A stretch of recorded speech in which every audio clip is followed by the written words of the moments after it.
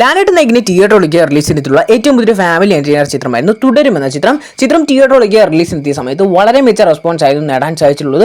ഈ ഒരു ചിത്രത്തിലെ ലാലേട്ടന്റെ അഭിനയം തന്നെ എടുത്തു നോക്കുക. എന്തൊരു പുള്ളിയുടെ ഈ കുറെ നാളായിട്ട് ഒരു വിന്റേജ് ലാലേട്ടനൊക്കെ മിസ് ചെയ്ത ടൈമിലായിരുന്നു പുള്ളി ഈ ഒരു ചിത്രം തന്നെ ഇറക്കി വിട്ടിട്ടുള്ളത്. അത് ഈ ഒരു ചിത്രത്തിന്റെ പോസിറ്റീവിന് നല്ലൊരു ഹൈ ആയിട്ടുള്ളൊരു പോയിന്റ് തന്നെയാണ്. കൂടാതെ തന്നെ ഈ ഒരു ചിത്രം കണ്ടു കഴിഞ്ഞിട്ട് അല്ലെങ്കിൽ എല്ലാവരും ഈ ഒരു ചിത്രം അടിപൊളി അല്ലെങ്കിൽ ഈ ഒരു ചിത്രം മസ്റ്റ് തിയേറ്ററിക്കൽ എക്സ്പീരിയൻസ് ദൃശ്യത്തിന് മുകളിൽ എന്നൊക്കെ പറഞ്ഞുള്ള റിവ്യൂസ് ഒക്കെ ഈ ഒരു ചിത്രത്തിന് വന്നായിരുന്നു. ഈ ഒരു ചിത്രമൊക്കെ ഇറങ്ങി ഒരു 1 വീക്ക് കംപ്ലീറ്റ് ആയതിനു ശേഷം പലവരും പറഞ്ഞിട്ടുള്ളൊരു കാര്യമാണ്, ഇതെന്താണ് എനിക്ക് ഈ ഒരു സിനിമ കണ്ടപ്പോൾ ആവറേജ് സിനിമയായിട്ടാണ് തോന്നിയത്, എനിക്ക് മാത്രമാണ് ഇത് ഒരു ആവറേജ് സിനിമയായിട്ട് തോന്നിയത് സോഷ്യൽ മീഡിയ ഒക്കെ കുറേ പേര് പറയുന്നത് കേട്ടിട്ടുണ്ടായിരുന്നു. അപ്പോൾ പലവരും എന്നെ സപ്പോർട്ട് ചെയ്തിട്ടുണ്ടായിരുന്നു, അതേ ബ്രോ ഇതൊക്കെ ഒരു ആവറേജ് സിനിമയാണ്, ഇത് വലിയ കാര്യമായിട്ടുള്ള കാര്യമൊന്നുമില്ല എന്നൊക്കെ പറഞ്ഞിട്ടുണ്ടായിരുന്നു. അവരങ്ങനെ പറയാനും കൂടാതെ തന്നെ ഫസ്റ്റ് ഡേ കണ്ട അല്ലെങ്കിൽ കുറച്ച് ദിവസം കണ്ടവർക്കും ഉള്ള മികച്ച അഭിപ്രായം വന്നതും പിന്നീട് ഇവർ കണ്ടപ്പോൾ ഉള്ള അങ്ങനെ അഭിപ്രായം അല്ലെങ്കിൽ എനിക്ക് ഈ ചിത്രം കണ്ടിട്ട് വലിയ സംഭവമായിട്ട് തോന്നിയില്ല അങ്ങനെ പറയാനും കാരണമുണ്ട്. ഫസ്റ്റ് ഡേ ഫസ്റ്റ് ഷോ പോയ ആൾക്കാരുടെ കാര്യം തന്നെ പറയാം, അവർ യാതൊരു പ്രതീക്ഷയില്ലാതാണ് പോയത്. ഈ ഒരു ചിത്രത്തിന്റെ റിലീസിന് മുമ്പുള്ള കാര്യം നോക്കുകയാണെങ്കിൽ യാതൊരു വലിയ പ്രൊമോഷനും ഇല്ല, പിന്നെ ഡയറക്ടേഴ്സിന്റെ 2-3 ഇന്റർവ്യൂസ് മാത്രം. ഈ ഒരു ചിത്രത്തെക്കുറിച്ച് വലിയ രീതിയിൽ പറഞ്ഞിട്ടില്ല.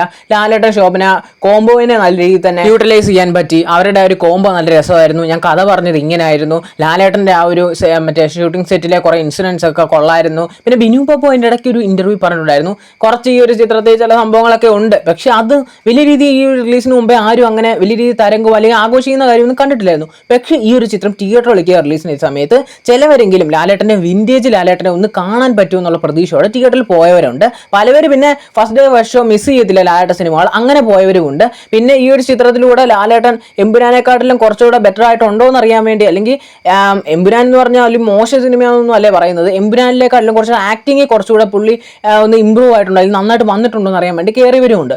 അങ്ങനെ ഫസ്റ്റ് ഡേ ഫസ്റ്റ് ഷോ ഒരു പ്രതീക്ഷയില്ലാതെ കയറിയവർ ഫസ്റ്റ് കുറച്ചായപ്പോഴത്തേക്കിന് ഒരു നല്ലൊരു കോമഡി ട്രാക്കിലായിരുന്ന പടം പതുക്കെ മാറി ഇന്റർവെല്ലാകുമ്പോൾ ഒരു കിടിലം പഞ്ചോടെ നിർത്തുന്നു. അത് കഴിഞ്ഞുള്ളത് വൺ സീരീസ് തന്നെ. ലാലേട്ടന്റെ അഭിനയം എന്നൊക്കെ പറഞ്ഞാൽ അങ്ങ് പീക്കി നിൽക്കുന്ന ഒരു രീതിയിലായിരുന്നു. കാരണം പുള്ളിയുടെ ഓരോ നോട്ടവും ഓരോ ഭാവവും ഓരോ ഇമോഷൻ സീൻസ് ഒക്കെ കാണുമ്പോൾ തന്നെ നമുക്ക് തന്നെ ഒരു കരച്ചിലൊക്കെ അല്ലെങ്കിൽ നമുക്ക് തന്നെ ഒരു ഫീലൊക്കെ നമ്മളിൽ തന്നെ ഉണ്ടാക്കാൻ ശ്രമിക്കുന്നുണ്ട്. അത് വർഷങ്ങളായിട്ട് ലാലേട്ടൻ സിനിമകളിൽ നേടിയെടുക്കാൻ സാധിക്കാത്ത ഒരു കാരണമായിരുന്നു. കാരണം നേരത്തെ ഇറങ്ങിയിട്ടുള്ള ലാലേട്ടൻ ചിത്രങ്ങൾ നിങ്ങൾ ചുമ്മാ ഒന്ന് ആലോചിച്ച് നോക്കുക, മലൈക്കോട്ടെ വാലിബനായാലും ആറാട്ട് ചിത്രമായാലും മോൺസ്റ്റർ ചിത്രമായാലും ബറോസ് ചിത്രം, ഇതൊക്കെ പൊട്ടുമൊക്കെ തന്നെയായിരുന്നു ചെയ്തിട്ടുള്ളത്. ഇതിലൊരു ആശ്വാസം എന്ന് പറയാൻ ജിത്തു ജോസഫിന്റെ നേര് മാത്രമേ ഉള്ളായിരുന്നു.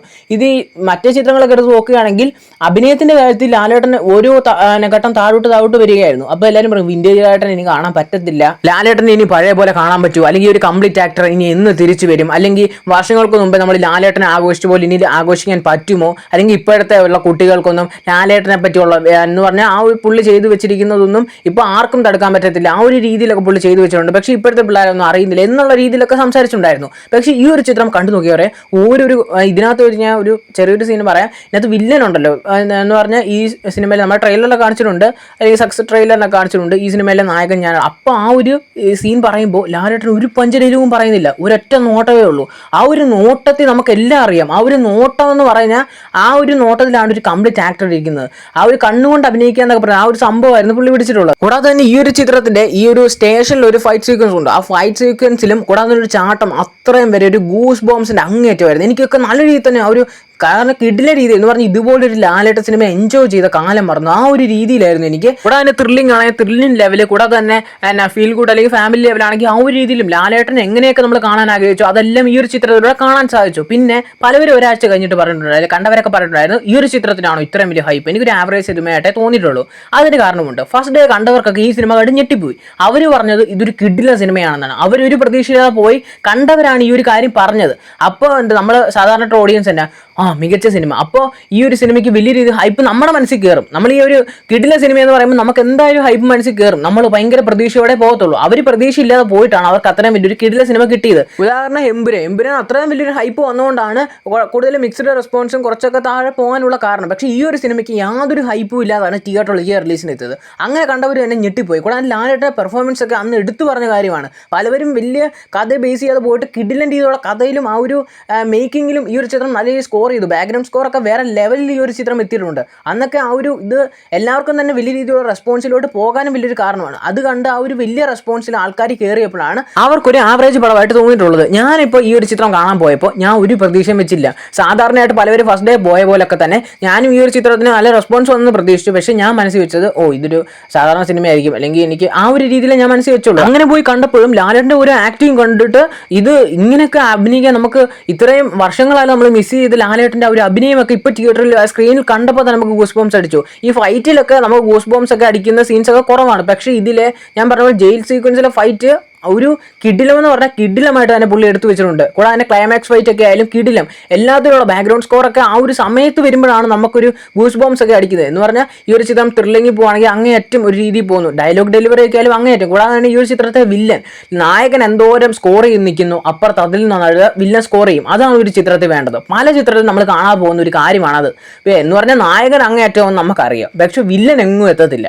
പക്ഷെ ഈ ഒരു ചിത്രത്തിൽ വില്ലൻ അങ്ങേയറ്റം എത്തും. അപ്പൊ നായകൻ അങ്ങേയറ്റം എത്തേണ്ടത് തന്നെയാണ്. ആ ഒരു രീതിയിലാണ് ലാലേട്ടൻ എത്തുന്നത്. അതാണ് ആൾക്കാർക്ക് കാണുന്നത്. ഒരു ലാലേട്ടൻ ഫാൻ അല്ലെങ്കിൽ ഒരു ഫാൻ ബോയ്ക്ക് വേണ്ട സംഭവം അതാണ് ഈ ഒരു ചിത്രത്തിലൂടെ കിട്ടിയത്. ഈ ഒരു ചിത്രം ഇപ്പോഴും തിയേറ്ററിൽ ബ്ലോക്ക് ബസ്റ്റർ ആയി തന്നെയാണ് ഓടിക്കൊണ്ടിരിക്കുന്നത്. അതിനൊരു കാരണമുള്ളൂ, ലാലേട്ടന്റെ ആ ഒരു ഇത്രയും നാളെല്ലാവരും മിസ് ചെയ്തൊരു സംഭവം ഈ ഒരു ചിത്രത്തിൽ കാണാൻ സാധിച്ചു. ഈ ഒരു ചിത്രം ഉടനെ തന്നെ 200 കോടി ക്ലബിൽ കയറുമെന്ന് ഏകദേശം കൺഫേം ആയിട്ടുണ്ട്. നമ്മുടെ മലയാള ഇൻഡസ്ട്രി, നമ്മുടെ കേരളത്തിലെ ഏറ്റവും വലിയ ഇൻഡസ്ട്രി ഹിറ്റ് അടിക്കുമെന്നും ഏകദേശം ഉറപ്പായി കഴിഞ്ഞിട്ടുണ്ട്. കാരണം ലാലേട്ടൻ്റെ ആ ഒരു ആക്ടിങ് സ്കിൽസ് ഇപ്പോൾ പുറത്ത് എന്ന് പറഞ്ഞാൽ പുള്ളിക്ക് വരുന്ന സ്ക്രിപ്റ്റേ പുള്ളിക്ക് അത് എടുത്ത് അഭിനയിക്കാൻ പറ്റത്തുള്ളൂ. പക്ഷേ ആ ഒരു സ്ക്രിപ്റ്റിൽ ഈ ഒരു സ്ക്രിപ്റ്റ് സെലക്ട് ചെയ്തതോടെ ലാലേട്ടൻ്റെ ആ ഒരു ഇത്ര നാള് ആൾക്കാർ മിസ് ചെയ്ത സംഭവം ഈ ഒരു ചിത്രത്തിലൂടെ കിട്ടിയിട്ടുണ്ട്.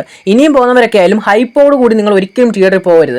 ഒരു സാധാരണ ഒരു ഫാമിലി ആയിട്ട് ചിത്രം കാണാൻ പോകുന്ന പോലെ ജസ്റ്റ് ഒന്ന് ടിക്കറ്റ് എടുത്ത് കണ്ടു നോക്കുക. അപ്പം നിങ്ങൾക്ക് മനസ്സിലാവും ഈ ഒരു ചിത്രത്തിൻ്റെ ഫീലും അല്ലെങ്കിൽ ഈ ഒരു ചിത്രത്തിൻ്റെ റേഞ്ച് എന്താണെന്ന്.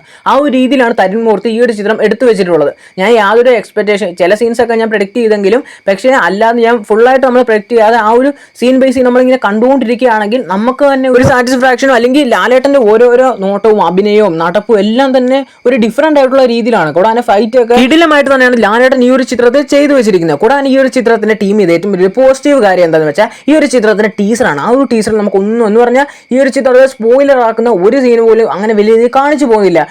കൂടുതൽ ഫാമിലിനെ ബേസ് ചെയ്ത് മാത്രം സീൻ കാണിച്ചു പോകുന്നു.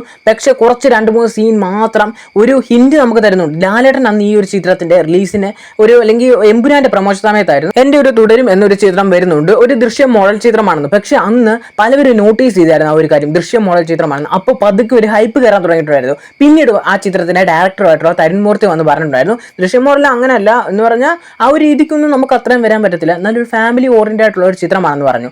അപ്പോൾ ആ ഒരു കയറിയ ഹൈപ്പ് കുറച്ചൊന്ന് താന്നിട്ട് തന്നെ ഉണ്ടായിരുന്നു. കാരണം തരുൺ മൂർത്തിക്ക് തന്നെ അറിയാം നല്ലൊരു ഹൈപ്പ് കയറുന്ന ചിത്രങ്ങൾക്കൊക്കെ ഈ ഒരു ടൈമിൽ വലിയ ഗ്രോത്ത് നേടാനുള്ള വലിയൊരു പാട് തന്നെയാണ് കാണുന്നത്. അതുകൊണ്ടൊക്കെ തന്നെ പുള്ളി ഈ ഒരു ചിത്രത്തിന്റെ ഹൈപ്പ് നാട്ട് കുറച്ചു. അത്യാവശ്യം ഒരു ഹൈപ്പ് ഉണ്ട്. ആ ഒരു ഹൈപ്പിൽ ചിത്രം തിയേറ്ററിലേക്ക് റിലീസിന്റെ സമയത്ത് പ്രേക്ഷകർക്ക് അത് വലിയ രീതിയിൽ തന്നെ ഇഷ്ടപ്പെടുകയും ഈ ഒരു ചിത്രം തിയേറ്ററിൽ ഏറ്റവും വലിയൊരു ഹിറ്റിലോട്ടുമാണ് ഇപ്പോൾ പോയിക്കൊണ്ടിരിക്കുന്നത്.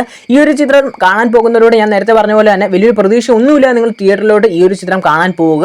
അപ്പോൾ നിങ്ങൾക്ക് മനസ്സിലാവും ഈ ഒരു ചിത്രത്തിന്റെ റേഞ്ചും ഫീലും എന്താണെന്നൊക്കെ. ഈ ഒരു ചിത്രം ഇപ്പോൾ നിങ്ങൾ കണ്ടിട്ടുണ്ടെങ്കിൽ നിങ്ങളുടെ പേഴ്സണൽ ആയിട്ടുള്ള അഭിപ്രായങ്ങൾ തീർച്ചയായും കമന്റ് ചെയ്യുക. കൂടാതെ തന്നെ ഈ ഒരു വീഡിയോയെക്കുറിച്ചുള്ള നിങ്ങളുടെ പേഴ്സണൽ ആയിട്ടുള്ള അഭിപ്രായങ്ങളും തീർച്ചയായും കമന്റ് ചെയ്യുക.